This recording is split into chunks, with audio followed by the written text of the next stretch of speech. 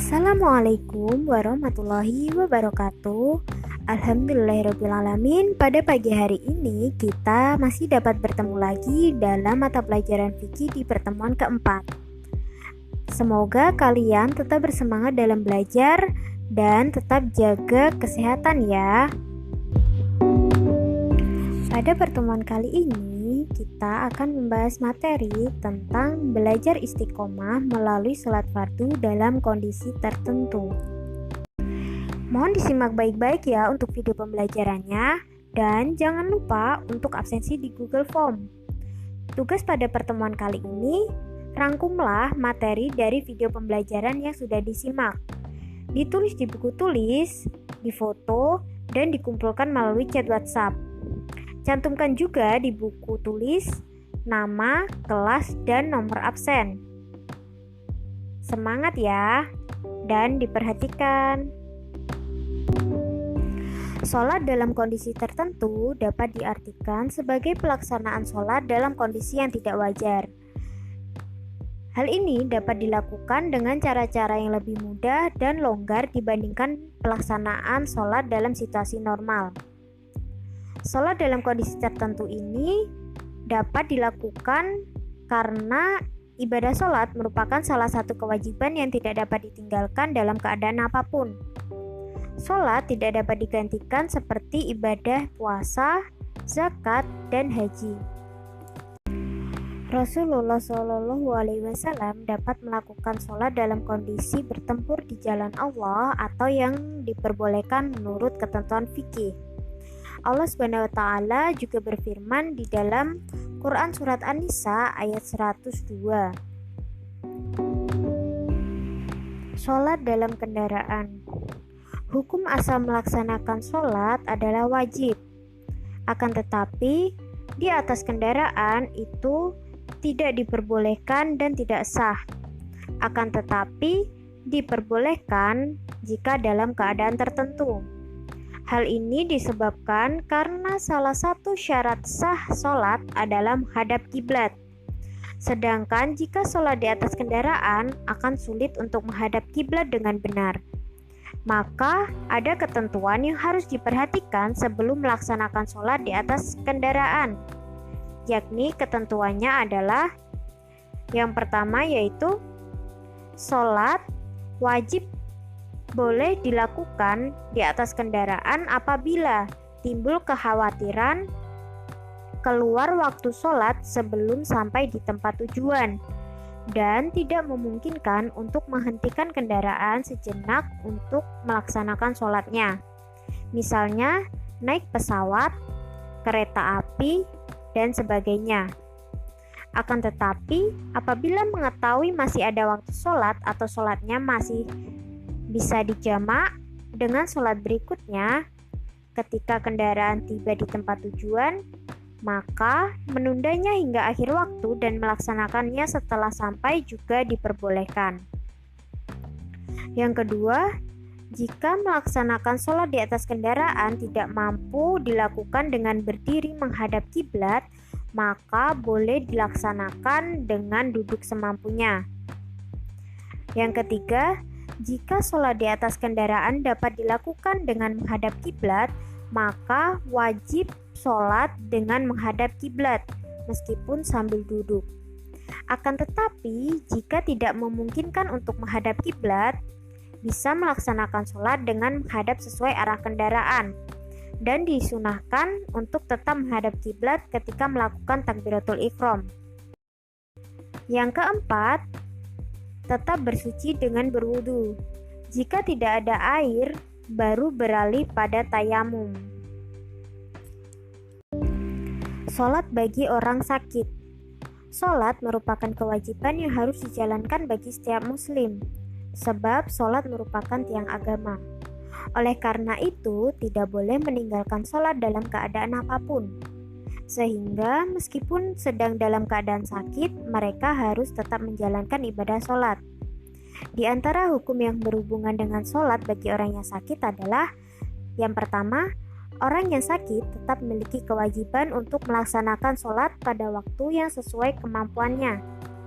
Yang kedua, Jika merasa berat untuk melaksanakannya, maka boleh menjamaknya. Yang ketiga, orang yang sakit tidak boleh meninggalkan sholat dalam kondisi apapun. Yang keempat, orang yang sakit boleh tidak melakukan sholat berjamaah di masjid. Jika sholat berjamaah di masjid ini dapat dikhawatirkan akan menambah atau memperlambat kesembuhannya. Harus diingat, sebelum melakukan sholat dalam berbagai keadaan, kita harus dalam keadaan yang suci. Tata cara bersuci bagi orang yang sakit antara lain adalah berwudu jika berhadas kecil dan mandi wajib jika berhadas besar. Yang kedua, bertayamum.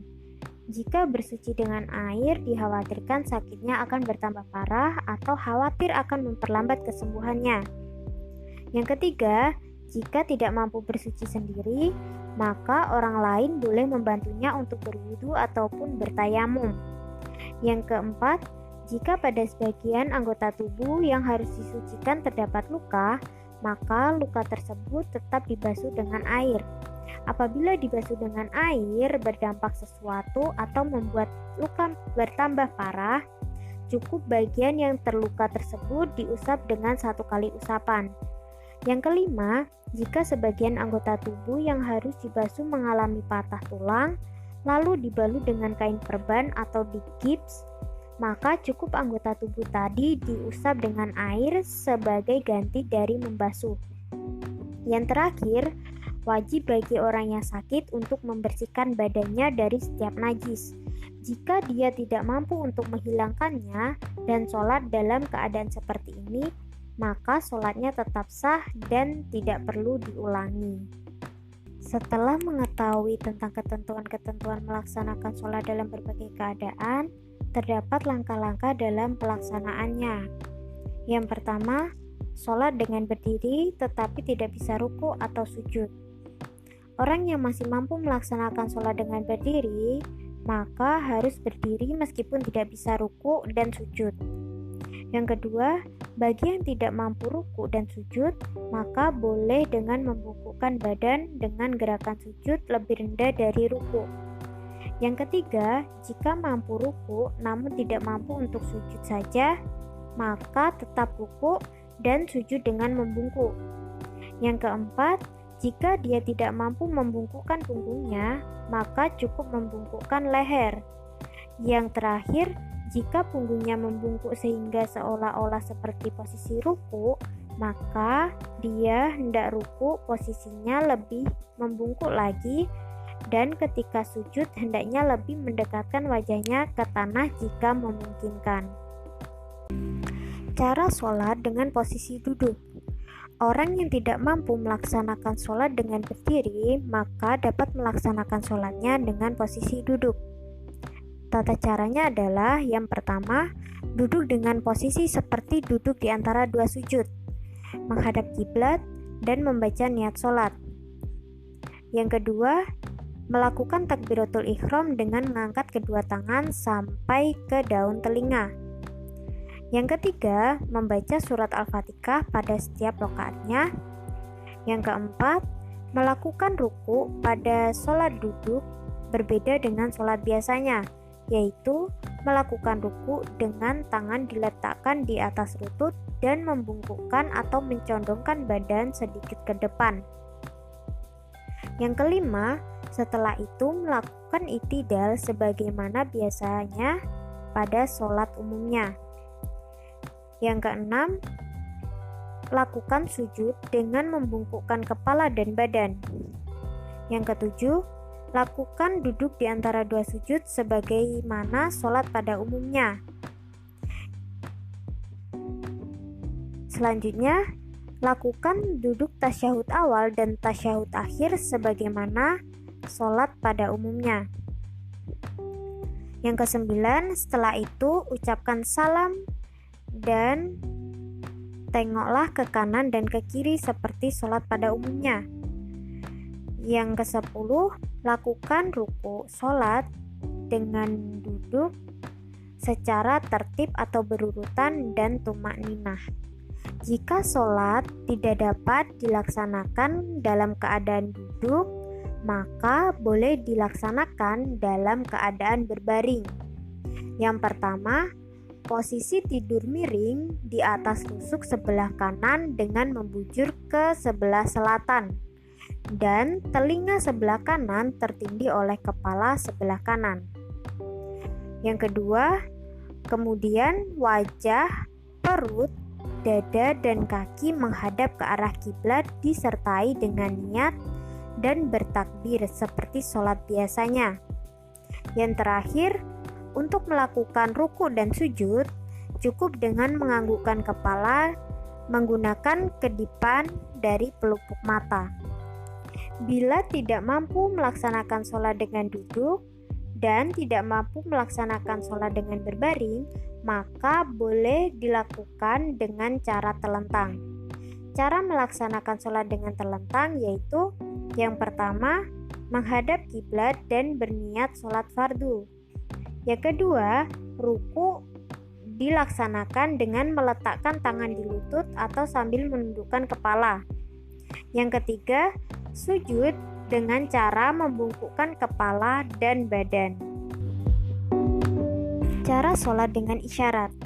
Apabila sudah tidak mampu lagi melaksanakan sholat dengan berdiri, duduk, berbaring, dan tidur karena kondisi yang kritis, maka boleh dilaksanakan dengan cara isyarat. Tata caranya adalah yang pertama, sholat dengan menggunakan isyarat kepala. Caranya yaitu ketika sujud, kondisi kepala lebih rendah daripada ketika melaksanakan ruku.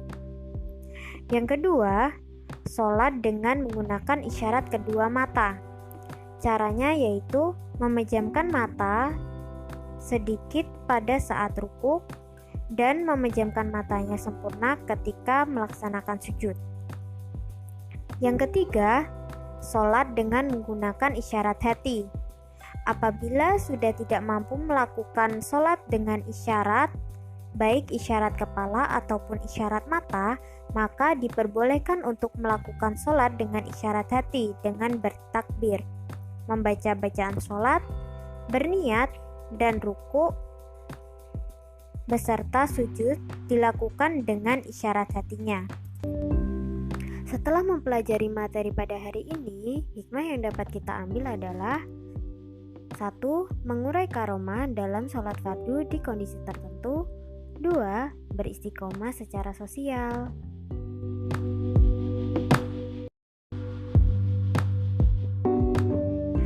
Alhamdulillahirrahmanirrahim, materi pada pagi hari ini sudah selesai.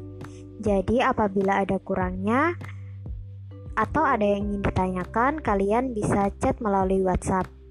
Dan jangan lupa untuk mengumpulkan tugasnya serta absensi di Google Form ya. Sekian dari saya, kurang lebihnya saya mohon maaf. Wabillahi taufiq wal hidayah. Wassalamualaikum warahmatullahi wabarakatuh.